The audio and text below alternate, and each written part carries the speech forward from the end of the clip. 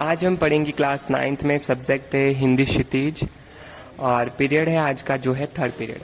तो हमने पिछले 2 पीरियड में चैप्टर को कंप्लीट पढ़ लिया है। उसकी समरी के रूप में मैंने आपको सारे इंपॉर्टेंट पॉइंट्स को बता दिया। तो आज उससे हम रिलेटेड क्वेश्चन आंसर को करेंगे इस पीरियड में। तो चलो स्टार्ट करते हैं।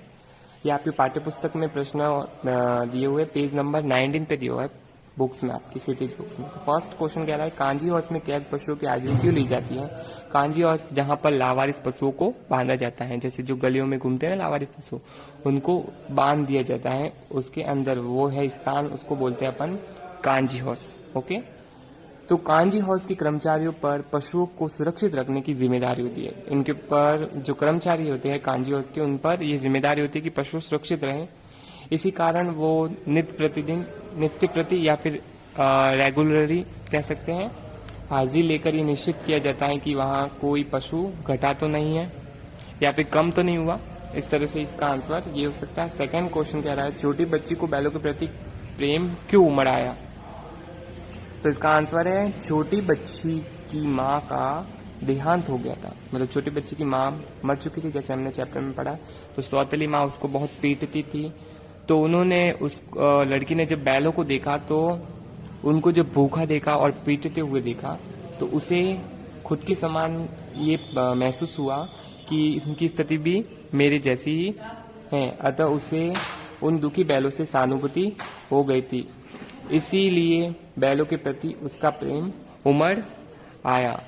नेक्स्ट क्वेश्चन है थर्ड, जिसमें कह रहा है क्वेश्चन कहानी में बैलों के माध्यम से कौन कौन से नीति विषयक मूल्य उभर आए हैं। तो 2 बैलों की कथा में कौन कौन से ऐसे नीति विषयक मूल्य उभर आए वो अपन देखते हैं। इसका आंसर है एक तो जो बहुत ही सीधा होता है संसार में, उसकी जो स्थिति होती है वो बहुत ही कष्टदायक होती है। सीधे व्यक्ति को लोग हमेशा क्या कहकर पुकारते हैं, गधा कहकर पुकारते हैं। सेकंड पॉइंट है मनुष्य को सज्जनता न छोड़ते हुए अपने अधिकारों के लिए लड़ना चाहिए। सज्जनता यानी अपने अच्छे गुण को कभी नहीं छोड़ना चाहिए और अपने अधिकार के लिए हमेशा लड़ते रहो। संकट के समय अपने मित्रों की सहायता करने वाला मनुष्य ही सच्चा मित्र होता है। जैसे हीरा ने जब वो मटर के खेत में फंसा था, तब वो हीरा वहां दोनों मित्रों में उस समय घटना को देखकर हम पता लगा सकते कि दोनों में सच्ची मित्रता थी। फोर्थ पॉइंट कह रहा है स्वाधीन जीवन ही सबसे बड़ा सुख है, पराधीन रहकर सुख भोगना निंदनीय है। ओके, तो इसका ये आंसर है जो मैंने आपको समझाया है। फोर्थ क्वेश्चन कह रहा है प्रस्तुत कहानी में प्रेमचंद ने गधे की किन स्वभावगत विशेषताओं के आधार पर उसके प्रति रूढ़ अर्थ मूर्ख का प्रयोग न कर किस नए अर्थ की ओर संकेत किया है। तो उत्तर है इसका गधा अपनी सहनशीलता, सीधेपन और संतोषी स्वभाव के कारण प्रसिद्ध है। ओके, संसार में ऐसे व्यक्ति को मूर्ख समझा जाता है, इसलिए गधा शब्द का रूढ़ अर्थ मूर्ख प्रचलित हो गया है। प्रेमचंद जी ने गधे की स्वभावगत विशेषताओं के आधार पर उसे एक विशेष पहचान दी है। उन्होंने इस विशेषताओं को सद्गुण मानते हुए गधे की तुलना ऋषि मुनियों से की है, क्योंकि गधा एक बहुत ही सीधा जानवर होता है और बहुत सहनशील होता है। इस तरह से गधे की जो विशेषता है, स्वभाव की विशेषताओं के आधार पर उन्होंने इसकी तुलना किससे की है, ऋषि मुनियों से की है। नेक्स्ट 5 नंबर क्वेश्चन दिया हुआ है किन घटनाओं से पता चलता है कि हीरा और मोती गहरी दोस्ती थी। तो फर्स्ट है गाड़ी में जोते जाने पर वे एक दूसरे को गाड़ी के बाहर से बचाने की कोशिश करते थे। फर्स्ट पॉइंट हो गया। गया द्वारा हीरा की निर्दयता से पिटाई किए जाने पर मोती हल, जुआ आदि लेकर भाग निकला और उनको तोड़ ताड़ कर बराबर कर दिया।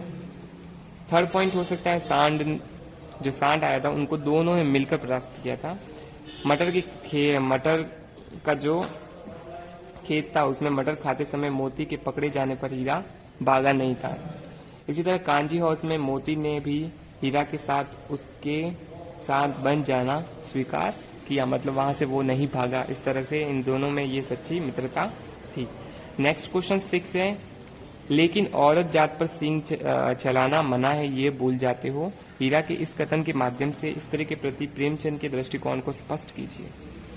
ये कथन हीरा का है। वो मोती को घर की मालकिन को सींगों पर उठाकर फेंकने की बात कहता है, तब हीरा उसे इस कथन द्वारा रोकता है। हीरा के इस कथन से स्पष्ट होता है कि प्रेमचंद जी का हृदय में स्त्रियों के प्रति बहुत अत्यंत सम्मान का भाव है।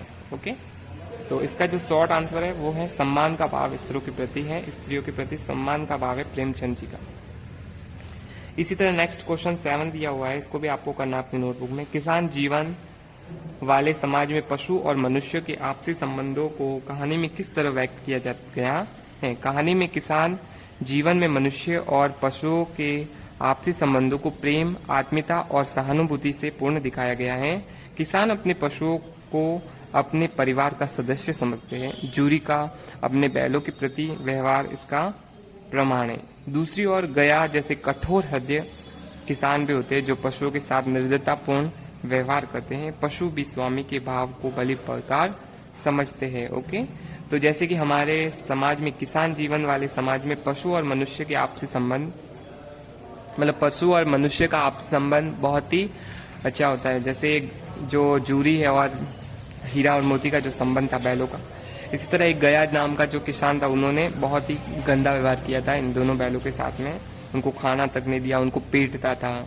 इस तरह से पशु भी अपने जो मालिक होता है या फिर उनके प्रति के व्यवहार और उनके भाव को अच्छी तरह से समझता है। नेक्स्ट क्वेश्चन है 10 नंबर, जो इम्पोर्टेंट क्वेश्चन है वो मैं आपको करवा रहा हूँ। 10 नंबर क्वेश्चन है जिसमें टिक द करेक्ट दिया हुआ है।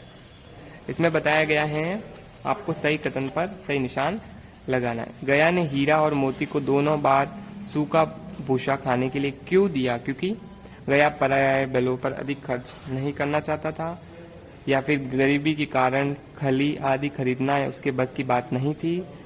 वह हीरा मोती के व्यवहार से बहुत दुखी था, उसे खली आदि सामग्री की जानकारी नहीं थी। तो वो हीरा और मोती के स्वभाव के जो उनका व्यवहार था उसके कारण बहुत दुखी था, तो उन्होंने इस कारण से उसको वो खाना नहीं दे रहा था।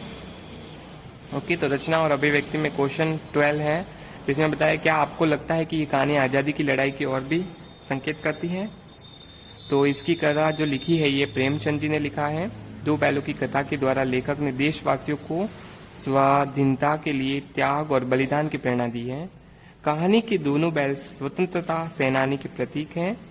वे अपने स्वतंत्रता और सम्मान के लिए निरंतर संघर्ष करते दिखाई देते हैं। इस प्रकार कहानी प्रतीकों और संकेतों के द्वारा पाठकों को भारतीय स्वतंत्रता संग्राम से जोड़ रही है। ओके, तो ये क्वेश्चन कह रहा है ना, ये इस तरह के क्वेश्चन भी एग्जाम में आते हैं। तो ये जो है आजादी की लड़ाई की ओर संकेत कर रहा है। तो अपना जो पीरियड आज का 3rd है, पाठ्यपुस्तक के प्रश्न है उसमें 1, 2, 3, 4, 5, 6, 7, 10 और 12 को अपनी नोटबुक में आपको करना है और अच्छे से उसको लर्न करना है। जैसे कि मैंने सेकंड पीरियड में कठिन शब्दार्थ दिए थे और उसको पाठ को पूरा पढ़ने का आपको दिया था। ओके, और फर्स्ट पीरियड में लेखक परिचय को आपको अपनी नोटबुक में लिखना था, तो मैंने उसको आपको उसका होमवर्क दिया था, तो आपने कर लिया होगा।